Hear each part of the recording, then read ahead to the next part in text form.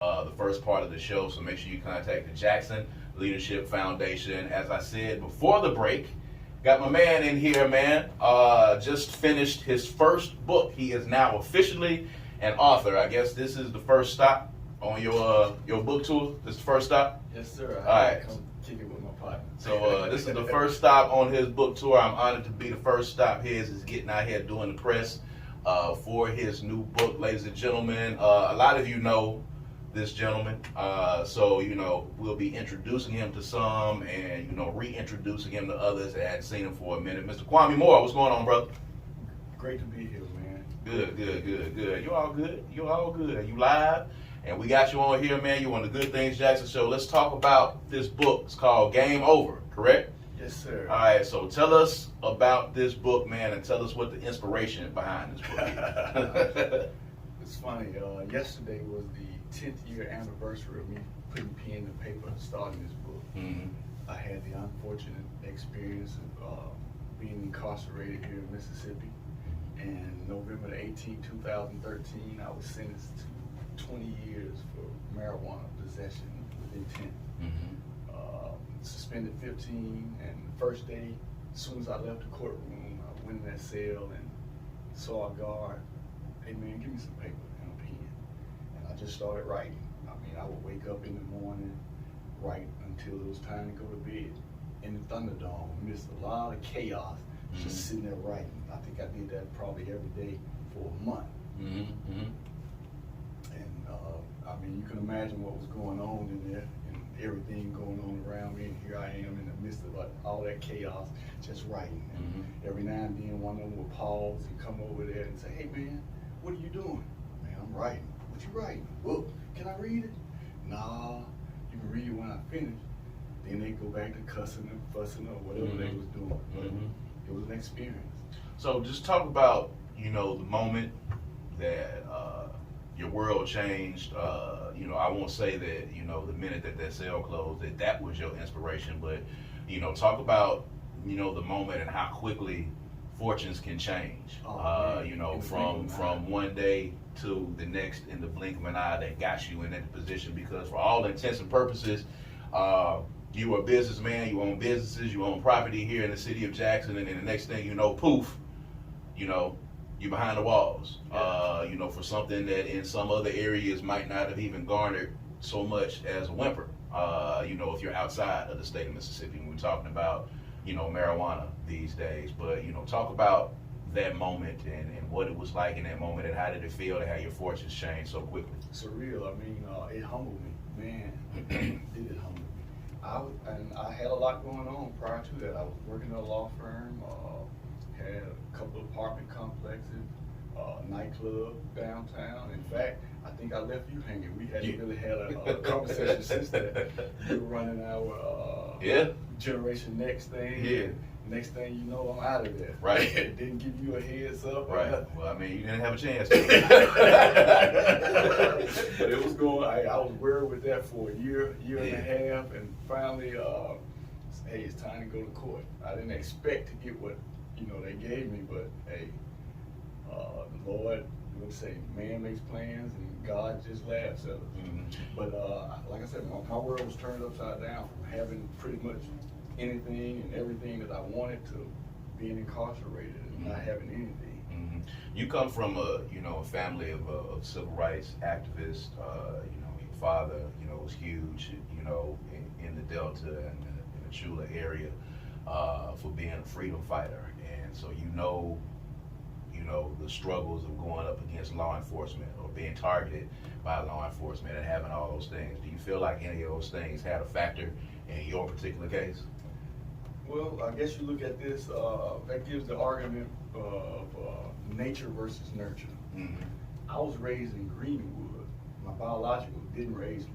And the man that I call dad is still in Greenwood. And he's 80 years old. That's who raised me. And you look at the environment that I was brought up in, and my environment pretty much molded me. But you see that genetic makeup, and my sisters tell me, the things that me and my biological have in common. It's uncanny. So, yeah, I think genetics did play a role in it.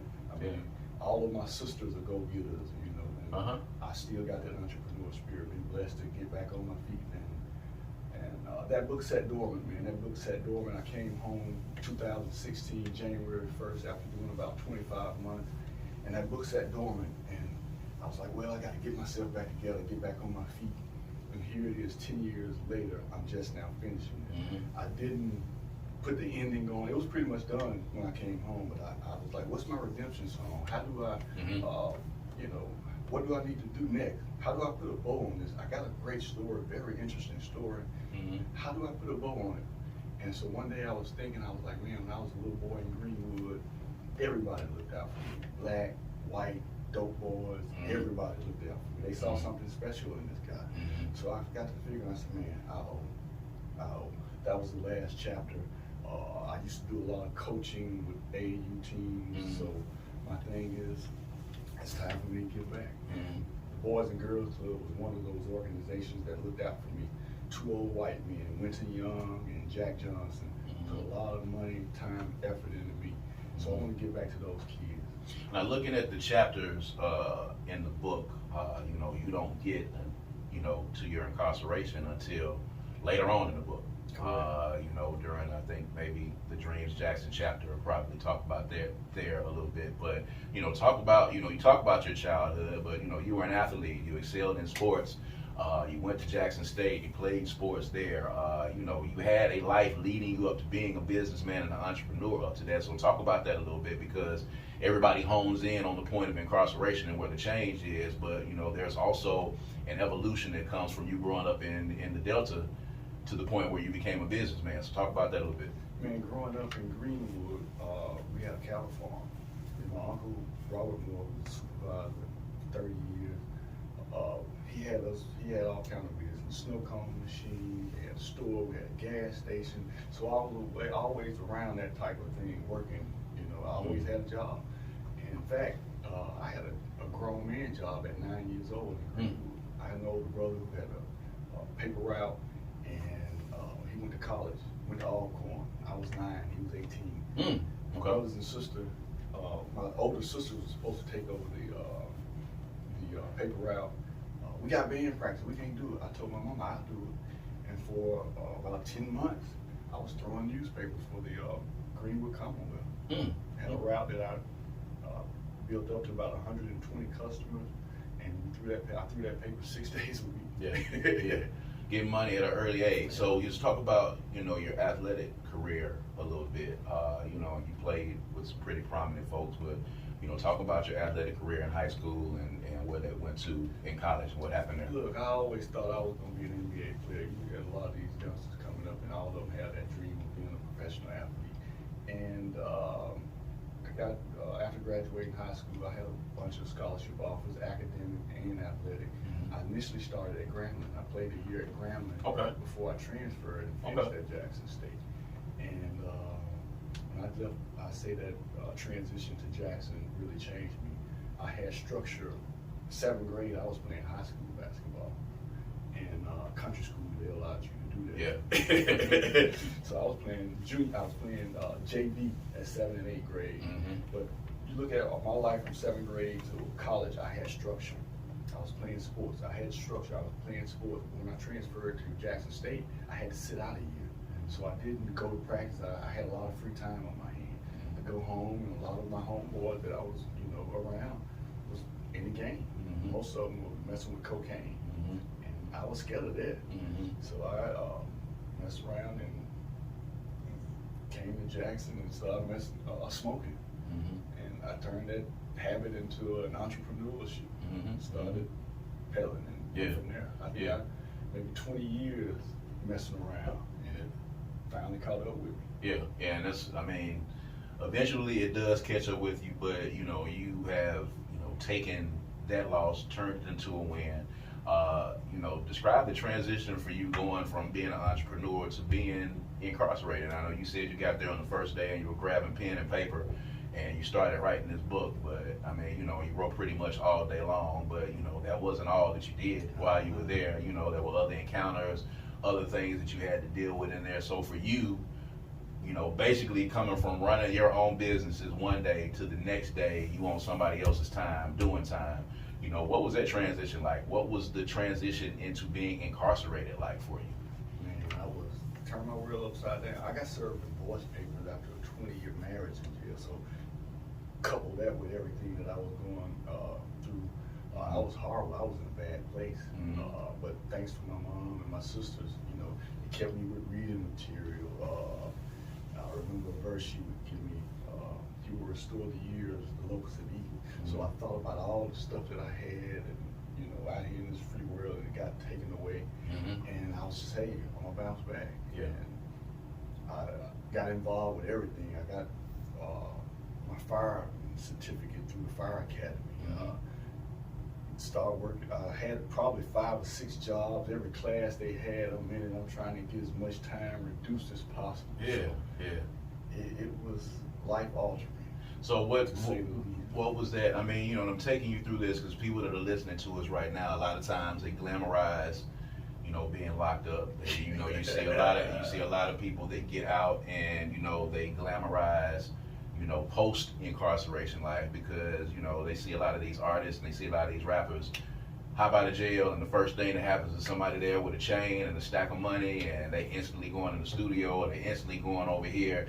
But, you know, for the majority of people, post incarceration is an opportunity to try to assimilate back into society, and it's not as easy. So for you, coming from what you came from and then being incarcerated at that time and stepping back out into the light again as a free man, talk about that. It was a struggle. I mean, and I had a lot of resources at my hand, and it still was a struggle.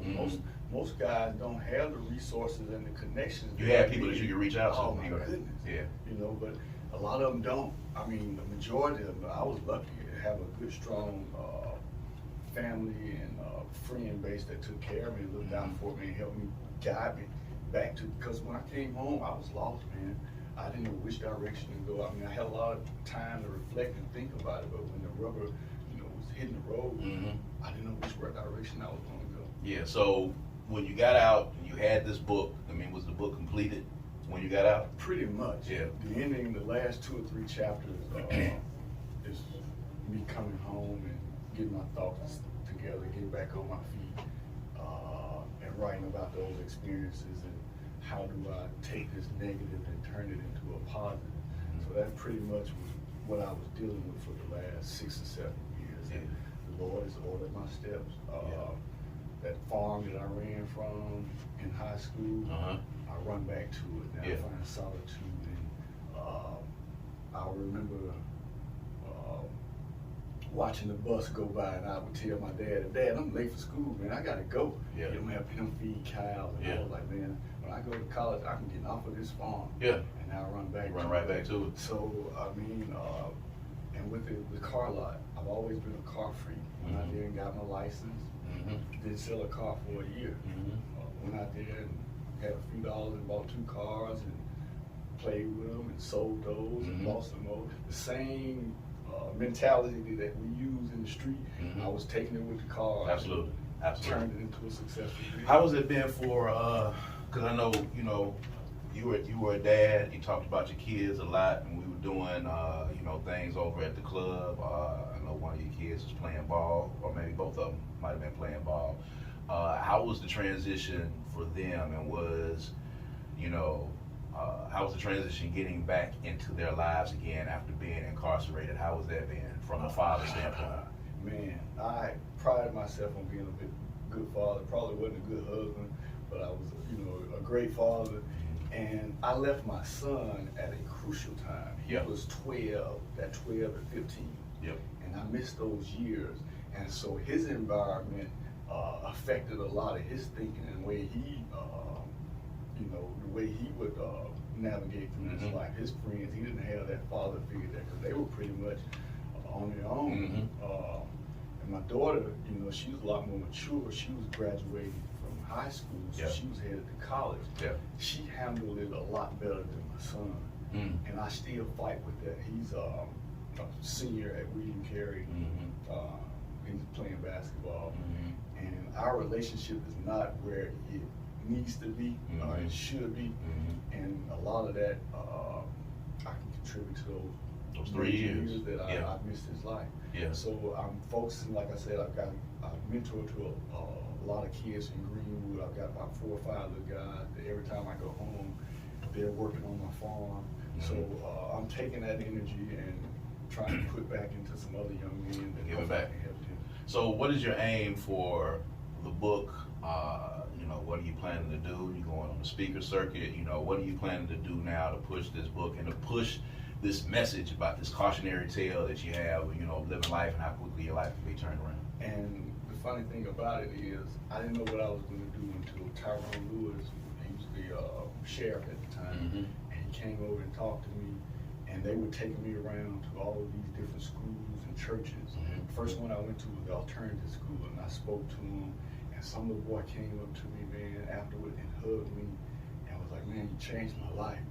After I'm speaking to him, I'm crying, the kids crying, teachers and everybody coming up hugging me, hey, I'm praying for you. And the principal asked Ms. Lewis, where you get this young man from? Can he come speak to our church? So that's when it hit me, okay, well, maybe I need to help some of these kids. Absolutely. So that was the inspiration there. And, Absolutely. I'm hoping that my story, my cautionary tale can, if I help one, keep from making those mistakes that I did. And I'm vulnerable. All of my sins are confessed in this book. Yeah. So my mom read part of it and she was like, son, you have lived an interesting life. Yeah. I mean, it's kind of good to be able to exercise those demons, man. You know what I'm saying? This cleansing, writing cleanses the soul, let's say. So, it's good. I'm glad and I'm proud of you for being on this other side and, writing this book and being able to go out and tell your story. So if people want to get this book, tell them how they can get their hands on this book. Because you're going direct to the consumer with this, so you know what I'm saying? Yeah. Like the rappers we dealt Yes, with. yeah, you coming out the trunk with it. Coming out the trunk. There you go. I got enough people in Mississippi that I know that, I can help push this thing. But they can go to the website, Game Over, a memoir, and they can order it there. Got a couple of publishers I'm talking to, but right now, that's where you can get it, gameoveramenmoir.com. Going straight to the website, gameoveramenmoir.com. Go there, buy the book directly from the author. You don't have to go to the bookstore. You have to do any of that.